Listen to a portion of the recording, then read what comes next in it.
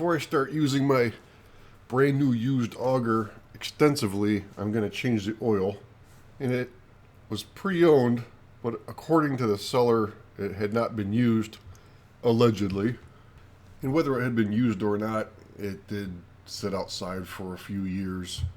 Because of that, there may have been some water intrusion, and also, I don't even know if the correct oil is in there. Somebody could have just dumped straight 30 weight in there for all I know.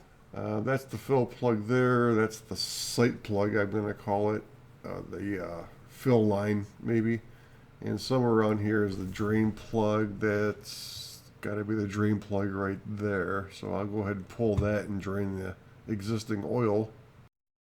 I couldn't find any information on this post hole digger with regards to oil capacity. Just from looking at it though, I'm thinking it needs about a quart. So I bought 2 quarts because I've done this sort of thing long enough to know that you always buy more than what you think you need.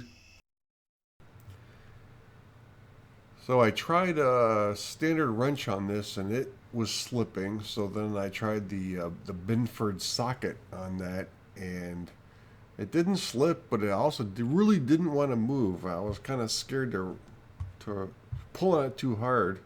So I'm going to try the impact wrench on this. Maybe I can break it loose that way.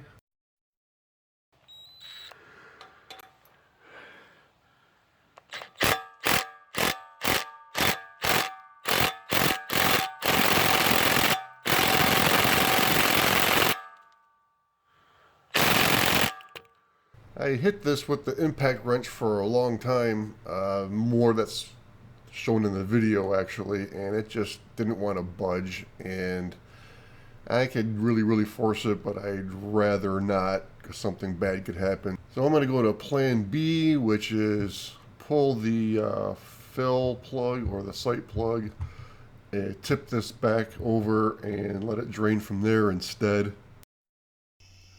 Before I drain all of this into my nasty, dirty oil drain pan, I'm going to drain some of it onto this clean plate, and then that way I can take a look at the oil and see the condition. And I left the fill plug in so it wouldn't vent it. That'll keep it from draining too fast so it doesn't get away from me here.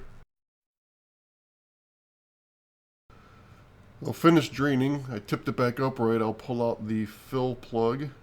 Add oil there till oil comes out of the sight plug here. This is how much I got out. Looks like to be about a quart and a half, of course minus some residuals.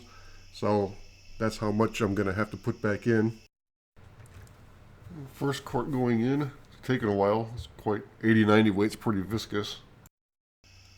I probably should have cut more off this dispenser tip to give it a little bigger hole for faster flow, but no big deal, I got time. At this point, I'm starting to get worried if I'm putting this in the right place. I've got like, I don't know, 22 ounces of the second quart in already, and I don't see anything yet. I found the secret to getting that to come out of the sight hole, which was apparently turn off the camera. So now we're up to the sight hole, and I'm just going to let that drain a little just because there's a somewhat of a delay because of the viscosity. It probably overfilled slightly, so I'll let it drain like this for a few minutes and then put the plugs back in.